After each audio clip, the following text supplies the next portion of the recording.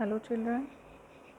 This is our time of recapitulation, and today we are going to recap chapter 1 from Geography Resources and Development. We shall start this recap with the definition of resources. What are resources?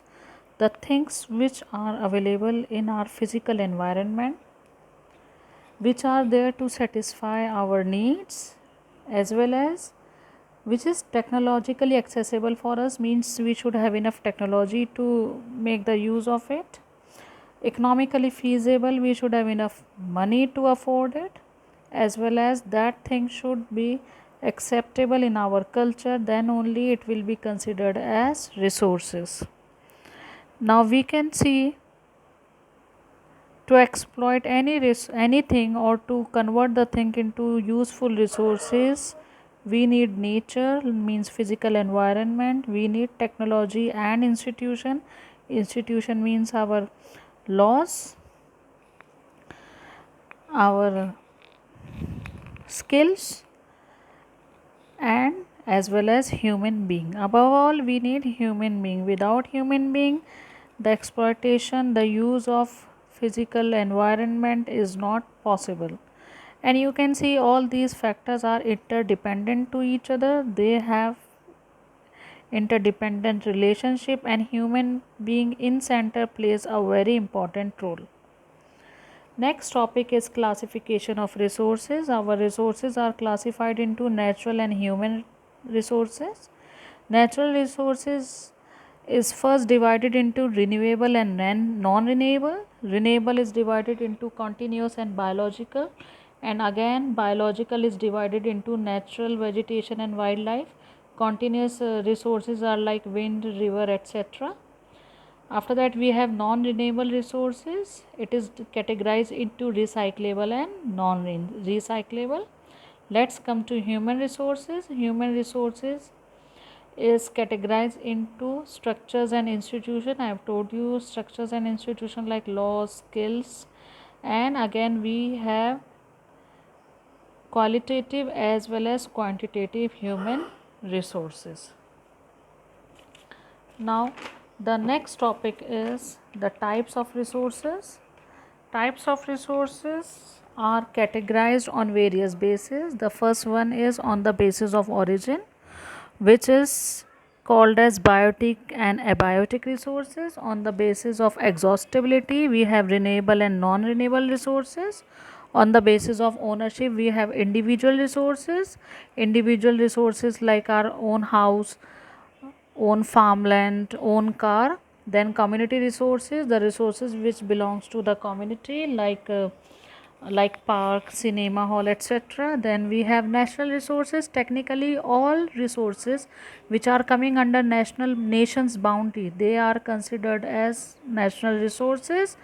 And in oceanic area, from the coast till 22.2 kilometer, means around 12 nautical miles. Within this range, the resources which are found are also considered as national resources. Beyond this area, almost 200 nautical miles is termed as exclusive economic zone. And for the extraction of resources from EEZ, we have to we need to contact some international institutions. Why? Because this zone is being regulated by some international institutions. Next type of resources on the basis of status of development. We have potential resources, are those which are found but still not utilized. Might be we don't have enough technology. Next category is developed resources, the resources whose survey is already done. We are aware about its quantity, quality, and we have enough technology to make the use of those resources. Next category is stock. The resources are there in stock.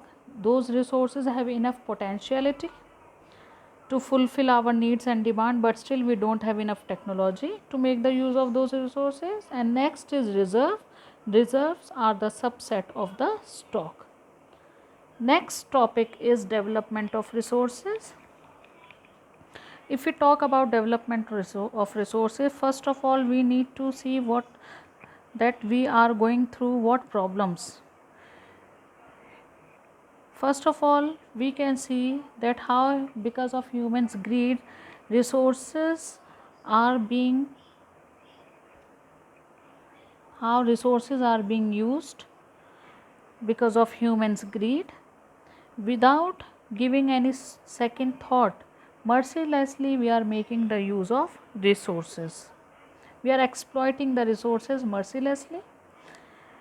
Plus, we can see in society the gap between rich and poor is becoming wider day by day. The maximum part of resources is concentrated in the hands of few rich people. And if we see if we talk about poor people, they do not have equal, they do not have enough proportion of resources. So our focus must be on sustainable development. We should follow the policy, we should follow the idea of sustainable economic development whenever we are planning to make the use of resources. We need to take care about our future generation also, and whenever we are exploiting our resources, whenever we are talking about the development of the country, we make sure that we should not harm even a minute creature in this world, and we should not harm anybody. Regarding the sustainable development, Earth Summit was held in the year 1992 at Rio de Janeiro, and their main focus was on the Agenda 21. Agenda 21 was concentrated on the sustainable economic development. Let's come to resource planning. Next topic is resource planning. Resource planning is what? It is the judicious use of resources. It's called as resource planning. If we talk about India, India has diversity of resources, and we can see that the resources are not equally distributed in India. Like coal is found in Chota Nagpur plateau, wind is found in Rajasthan, Gujarat area. Maximum amount of water is found in Himalayan region. Minerals are found in plateau region, peninsular area, like this. So there are three important steps in the resource planning. Whenever we are planning for resource exploitation, for any kind of extraction, resource extraction or mining, first step is identification of resource. We have to identify the resource for its invention. First of all, surveying should be done, then mapping. We need to check its quality and quantity. Second step is we should have enough technology, we should have enough skillful engineers and labor, we should have good brains, good institutional setups, we should have proper laws for the resource planning. And the last is, whatever we are planning, we must see first that our planning should be good for the nation's development also. If we are planning for the extraction of resources, for the extraction of mineral from, suppose extraction of coal from Chota Nagpur plateau, we must see that it would be good for our nation's development or not. Next topic is land resources. If in India, the 43% of area is covered by plain, where agriculture and industries are found at maximum concentration. We have 30% mountain area, which provides us river. We have 27% plateau region, which provides us mineral. Similarly, we have different categories of land utilization. We are utilizing the lands in various categories for various purposes like forest, we have wasteland, we have non-agricultural uses land like roads, hospitals, houses. Then we have pastures, we have tree crops, we have cultivable wasteland, we have fallow lands, we have net sown area. NSA, this is very important topic. Now what is NSA? See, in one land together we are growing different crops, and different crops are grown in different agricultural year. So one agricultural year, when we are talking about one agricultural year, it is called as net sown area. When together we are talking about all agricultural years, that is called as gross cropped area.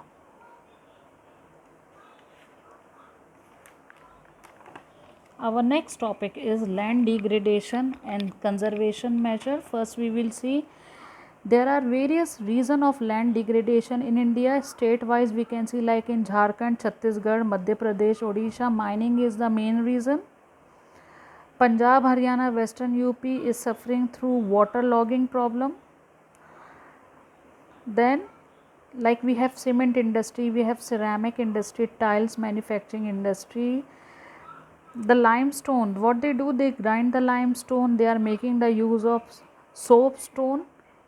It is getting mixed in air, and when it is settling down on the earth, on the soil, what it is doing, it is blocking the pores of soil, which leads to the problem of water logging. So we can use various measures to avoid the problem of land degradation. The first is afforestation. We must grow more and we must plant more and more trees. We should plant shelter belts. Here you can see this diagram of shelter belt, how land is sheltered by the lines of trees, and we need to control our mining activities. The next topic is soil as a resource. Here we can see there are various factors which are playing very important role in the formation of soil, like relief feature, parent rock, climate, vegetation, etc. Then we will see the classification of resources. First type of soil is alluvial soil, which is usually found in northern plains. This alluvial soil is made by the work of three important rivers from which are coming from Himalayas: Ganga, Indus and Brahmaputra.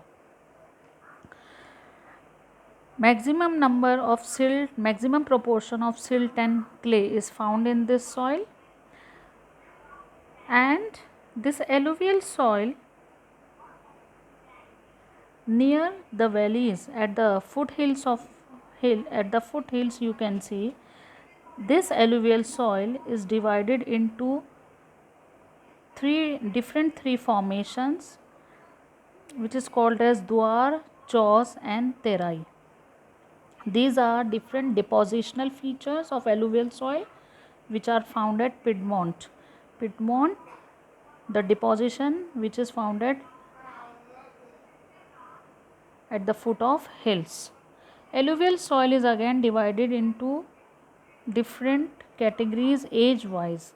We have old alluvial soil, which is also called as Bhangar. It has more concentration of kankar. We have new alluvial soil, which is called as Khadar. Next category is black soil. It is also called as Ragur soil. It is very good for cotton cultivation. It is found in Deccan region. It is clay in nature. It holds moisture. It is rich in nutrients such as calcium carbonate, magnesium, potassium, lime. These are found in Maharashtra, Saurashtra, Malwa, Madhya Pradesh and Chhattisgarh. Another category is red and yellow soil. Red soil, it looks red because of crystalline igneous rocks. It is found in eastern and southern Deccan. Yellow and red soil also found in Odisha, Chhattisgarh, Western Ghats. It looks reddish because of diffusion of iron. Next category is laterite soil. In Latin, the meaning is letter. In Latin language, the meaning of laterite is letter, means brick. And it is a result of intense leaching. Leaching means the removal of chemicals from the soil because of because of water erosion. And this soil is acidic in nature. It is found in Maharashtra, Odisha, West Bengal, Northeast region. Next we have arid soil. It is usually red and brown in color. It is very sandy and saline in nature. At lower horizons of this soil, we can found highest concentration of kankar because of high calcium content. Next is forest soil. Forest soil is found in mountain areas like Himalayan in India. It is loamy and silty at lower slopes of mountain, and when we start moving towards upper slopes, coarse grains are found. Our next topic is soil erosion. There are various physical features which are formed because of soil erosion. First one is called as gullies. When the running water is cutting the soil into deep channels is called as gullies. Because of soil erosion, when land becomes unfit for cultivation, then it is called as badland. And washing of top layer of soil is because of wind erosion or because of water erosion, it is called as soil erosion. Now, how can we conserve the soil? There are various methods through which we can conserve the soil. Our first method is contour plowing. Now you can see here contours are drawn. We can do the plantation in this way. These are called as contour. You might have seen the example of tea plantation in advertisements. You must have seen tea plantation. They all are the examples of contour plowing. Next, we must do plantation in hilly region by converting the slope into terraces. This is called as terrace farming, which will reduce the problem of soil erosion. Then we have strip cropping. Now here we can see when we are growing the crop, this brown color is indicating the crops. So take any crop like rice, wheat, and in between wherever the empty place is left, we can grow crops. So these crops will be helpful will be helpful to control the soil erosion. This is called as strip cropping. Next method is shelter belts. This we have discussed already, that how we can cover any area, we can shelter any area by putting the lines of trees. So this is called as shelter belts, the method of soil conservation. So our recapitulation is over. Hope you have understood the chapter. Bye.